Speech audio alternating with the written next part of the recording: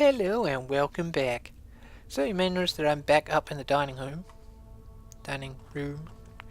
Said whom, I was getting confused. I was going to say hall, but then I changed my mind at the last minute. So I said both together. Like a crazy person. So this is passage under the stairs, and that gives us quick access from level 7. So we're going to come straight up here.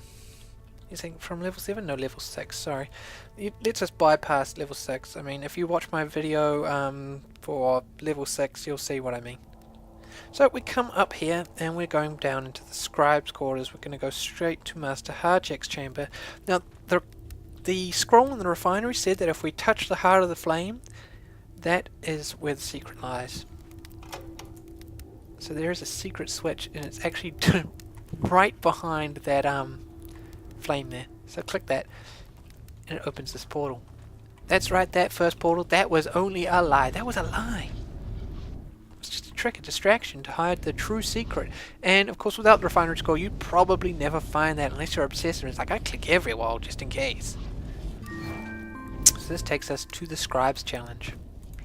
First thing you notice, we've got the scroll here and it says first 2 witnesses, second idol and lamp, third wise marker and humble guise, last adventurer's guide and the champion's prize. So 2 witnesses. Sorry, skulls?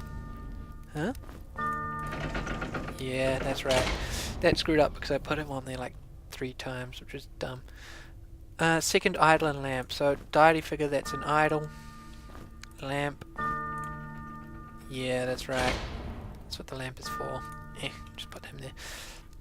And what was the third one? It was wise marker, the wisdom star. Humble guise, the beggar's mantle, which I picked up in the mine on level 5. So that's in rock and awesome cloak. Now it doesn't matter if you put it on the north altar or the south altar, it will register either way, unless you're playing like the really, really old version. So the last one is the adventurous guide and the champion's prize. Ta-da! So I'm going to take the champion's token back, and I'm also going to take the beggar's mantle because it's awesome. And this opens up the way. You can see that's where the scribe's challenge is actually located. There's Master Harchecks Chamber right next to it. And this is how you get to secret level 9. So you have found your way here to me. So we'll just go straight in here actually.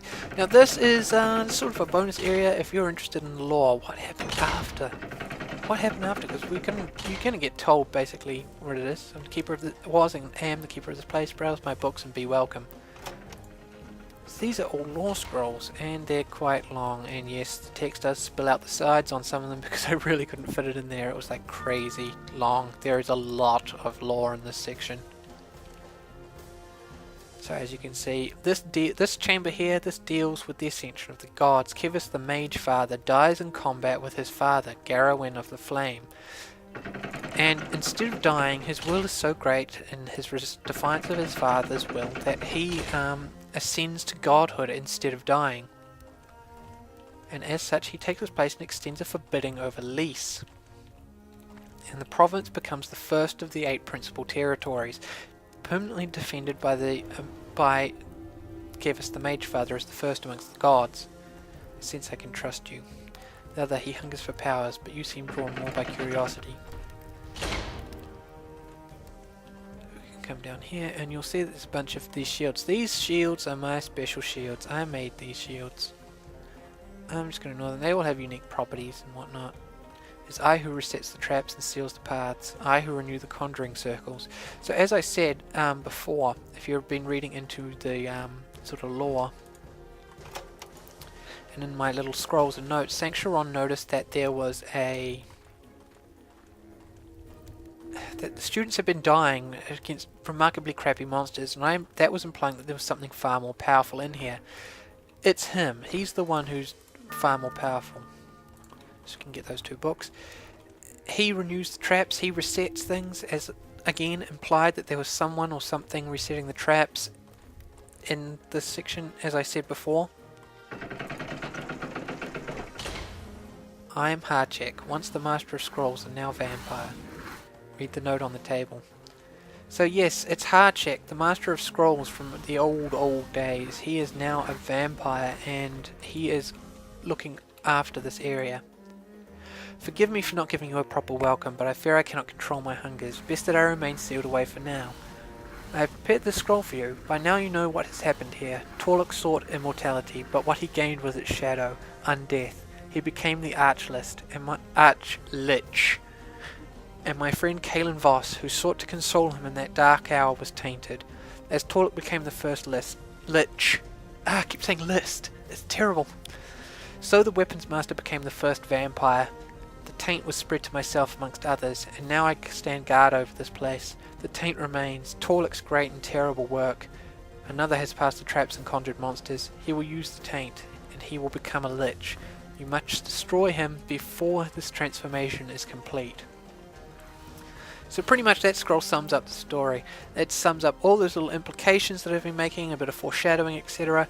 And then there's all the lore scrolls here which tell you what happened afterwards. So from that you can imply what has happened here.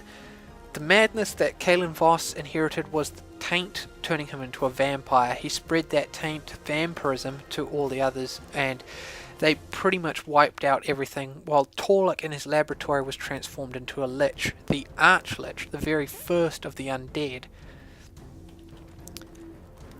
So prior to the fall of the century, Kevis has become a god.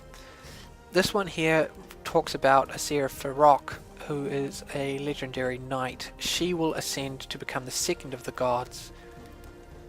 That just tells her story and how she managed to do it in defiance of everything. Basically, she stands alone in a narrow pass and holds off an army to allow a group of slaves to escape, and basically gives her life, and that's what allows her to ascend. These scrolls in this room talk about what happened after Torluk became the Archlich. The Black Month. I recall this event well, as I was there. I was a part of it. The century fell quickly. Our defences faced outward and not in. Torluk emerged in his new form from the depths of the earth. His mind was as keen as ever, but driven by a single desire. His will made slaves of us, but we would have followed anyway. His desires and ours were the same. How can I describe to you what undeath is when you have not experienced it? The great cold gnawing at your very being, so terrible that you would do anything to soothe it, even for a moment. The living are ignorant of the fire of their life, but they feel the embers of that fire to brush across your fingers as you steal that life away. It is never enough, but you crave it.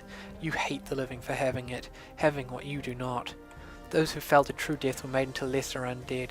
Skeletons, zombies, slaves to the will of the greater, the vampires, the shades. Those who were still alive when they came into undeath. All subject to the will of the Archlich.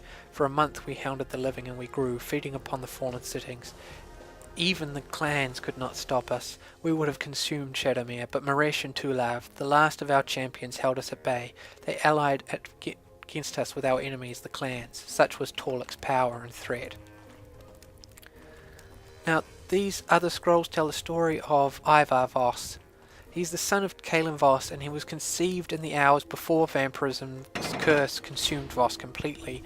So he is born a Dhampir, son of the Taint. He is immune to necromantic energies and magics, and he is more powerful than an ordinary human, and he can always sense the undead. He can hunt them and destroy them.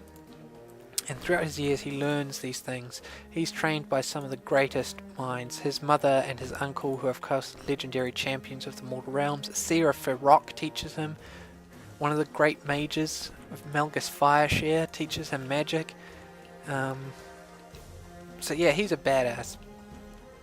All these other scrolls. These talk about the College War, which comes later. That is more to do with Beneath the Sands if you play that dungeon.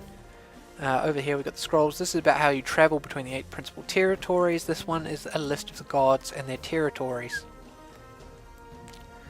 So Ivar Voss becomes basically this legendary champion, and he drives the undead back into the earth in Tiran, where Torluk has been content to sit and wait, because his hungers are sated by his servants bringing the living down for him to feed upon. And basically Ivar destroys his armies, and then he leaves to go and fight in the rebellion in the other principal territories. which still don't have a forbidding yet. And as such, Torlik comes forth and pretty much wipes out the things. That when Ivar Voss returns, things are at a critical point, and so he gathers an army, he leads them to Turin and for a final battle. And as the armies clash outside, he leads an elite group into the depths of Turin to face off against Torlik. Only 2 people would come out. Melgus Fireshare, one of the legendary great mages, he's insane. And Thul Shadowmantle, the assassin, he comes out, but he is now a cripple, his body shattered. A new god rises again, all the others die, and a new god rises to extend the forbidding across Shadowmere. So that is the story there. There is more lore, obviously, there is a lot more, a bit more detailed story. You can come down here, now that you know how, and you can check that out. I certainly hope you do. So that is Harchecks Chamber. Join us next time as I will delve into the depths of the earth once more. Look forward to it.